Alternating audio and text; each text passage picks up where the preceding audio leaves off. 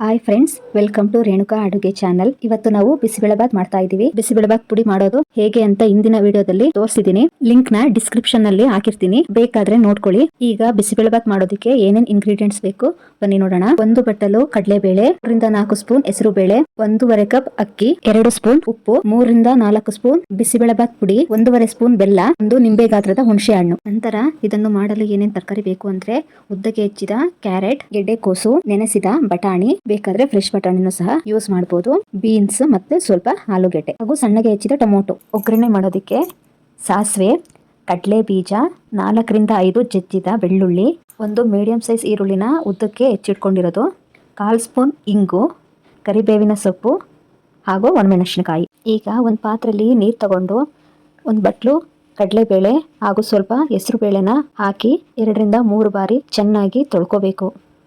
ಇದನ್ನ ಕುಕ್ಕರ್ಗೆ ಹಾಕೋಬೇಕು.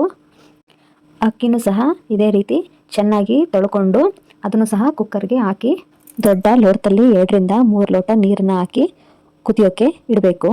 1-2 ಸ್ಪೂನ್ ಉಪ್ಪನ್ನ ಸೇರಿಸಿ ನೆನೆಸಿರೋ ಬಟಾಣಿನ ಹಾಕಿ ಸ್ವಲ್ಪ ಕೈ ಆಡಿಸಿ ಕುದಿಯೋಕೆ ಬಿಡಬೇಕು. ಅಕ್ಕಿ, ಕಡಲೆಬೇಳೆ ಮತ್ತೆ ಬಟಾಣಿ ಬೇಯೋದಕ್ಕೆ ತುಂಬಾ ಸಮಯ ತಗೊಳ್ಳೋದ್ರಿಂದ ಇದನ್ನ ಫಸ್ಟ್ ಕುದಿಯೋದಕ್ಕೆ ಇಟ್ಕೋಬೇಕು.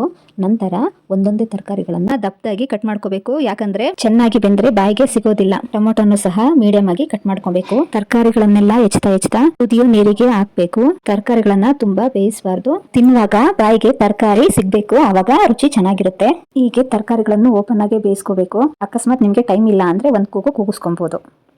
ನೋಡಿ, ಇವಾಗ ತರಕಾರಿ ಎಲ್ಲ ಚೆನ್ನಾಗಿ ಬೆಂದಿದೆ. ನಂತರ ಇದಕ್ಕೆ ಸ್ವಲ್ಪ ನೀರನ್ನು ಸೇರಿಸ್ಕೊಂಡು ಬಿಸಿಬೇಳೆಬಾತ್ ಪುಡಿಗೆ ಸ್ವಲ್ಪ ನೀರನ್ನು ಹಾಕಿ ಚೆನ್ನಾಗಿ ಮಿಕ್ಸ್ ಮಾಡಿ ಕುಕ್ಕರ್ಗೆ ಹಾಕೊಬೇಕು. ಈಗ ಇದಕ್ಕೆ ಸ್ವಲ್ಪ ನೀರನ್ನು ಸೇರಿಸ್ಕೋಬೇಕು. ತೆಳ್ಳಗಾಗೋ ಥರ ಮಾಡ್ಕೊಬೇಕು, ಇಲ್ಲ ಅಂದರೆ ಅದು ಕುದ್ದಾದ್ಮೇಲೆ ತುಂಬ ಗಟ್ಟಿಯಾಗುತ್ತೆ. ಯಾಕಂದರೆ ನಾವು ಇಲ್ಲಿ ಹೆಸರು ಬೇಳೆನ ಹಾಕಿರ್ತೀವಿ, ಅದಕ್ಕೋಸ್ಕರ ಸ್ವಲ್ಪ ಜಾಸ್ತಿನೇ ನೀರು ಹಾಕಬೇಕು.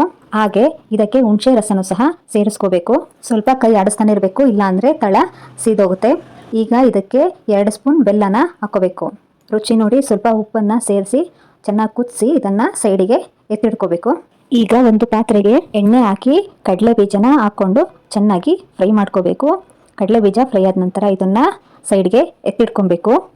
ಈಗ ಉಳಿದಿರುವ ಎಣ್ಣೆಗೆ ಸಾಸಿವೆ, 4 ರಿಂದ 5 ಬೆಳ್ಳುಳ್ಳಿ ಹೆಸಲನ್ನ ಚೆನ್ನಾಗಿ ಜಜ್ಕೋಬೇಕು.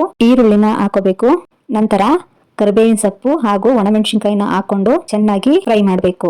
ಈಗ 1/4 ಟೀ ಸ್ಪೂನ್ ಇಂಗನ್ನು ಸೇರಿಸಿಕೊಂಡು ಚೆನ್ನಾಗಿ ಮಿಕ್ಸ್ ಮಾಡಬೇಕು. ಈಗ ಒಗ್ಗರಣೆ ರೆಡಿ ಆಗಿದೆ. ಇದನ್ನ ಬಿಸಿಬೇಳೆಬಾತ್ಗೆ ಹಾಕೊಂಡು ಕರೆದಿರುವಂತಹ ಕಡಲೆ ಬೀಜನೂ ಸಹ ಹಾಕೊಬೇಕು. ಚೆನ್ನಾಗಿ ಮಿಕ್ಸ್ ಮಾಡಿದ್ರೆ ನಮ್ಮ ಬಿಸಿಬೇಳೆಬಾತ್ ರೆಡಿ ಆಯ್ತು. ಈಗ ಬಿಸಿಬೇಳೆಬಾತ್ನ ಸರ್ವ್ ಮಾಡೋಣ.